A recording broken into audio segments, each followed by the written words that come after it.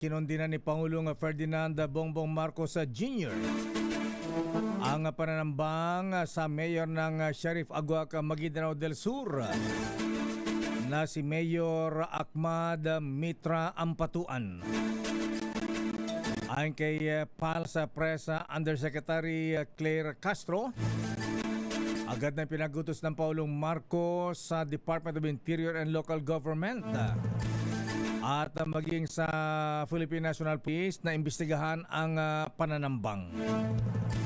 Aktibo rin anya ang Police Regional Office sa Bangsamoro Autonomous Region sa pagtukoy sa mga responsable sa pananambang kay Mayor Ampatuan. Tiniyak naman ni Castro na patuloy ang inyo po napapanood mga kaibigan kung paano inambus itong si Mayor Ahmad Mitra Ampatuan. Tiniyak naman ni Jose Castro na patuloy ang pagpapalawig ng mga hakbang ng DILG para mapanatili ang kapayapaan at kaayusan sa lugar. Tinimok din ng Malacanang ang publiko na magsumbong sa mga otoridad kung may makikitang kahinahinala sa kanilang komunidad upang mabigyan ng agarang proteksyon.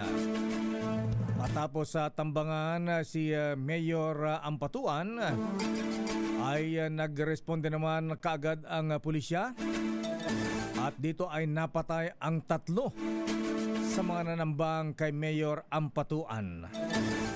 At kung sino ang mga mastermind at kung sino ang hinalang may kinalaman sa pananambang, may panayam dyan si Jundi Makutak sa sinagawang press conference kanina. Narito si Mayor Ahmad Mitra Ampatuan.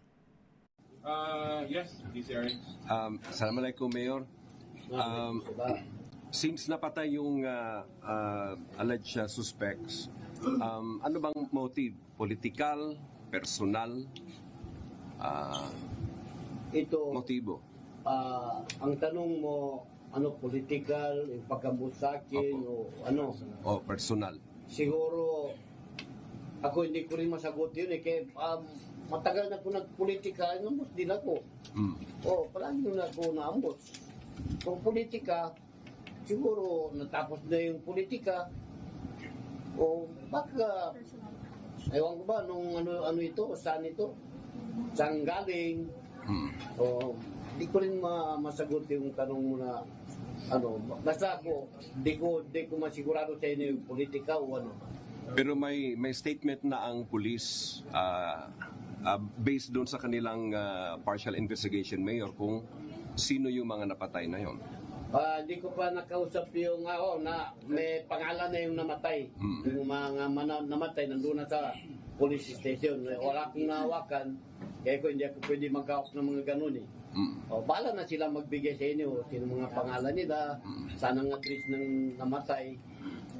Doon kayo sa police station kasi ito mabuti kayo na nagpunta kayo dito. Masabi ko naman yung sa akin kalooban.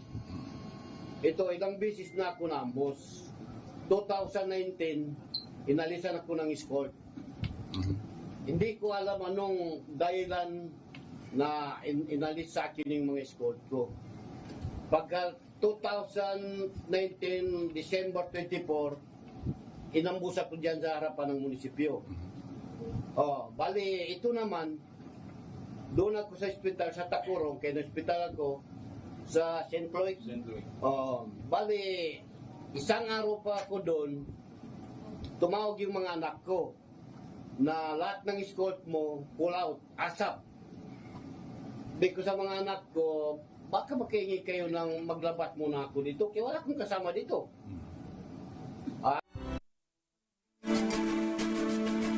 Si Mayor Ahmad Mitra Ampatuan. Bahala na rin magbigay ng pahayag ang pulisya kung sino po ang kaninong grupo ang mga napatay ng mga suspect dyan sa Maguindanao.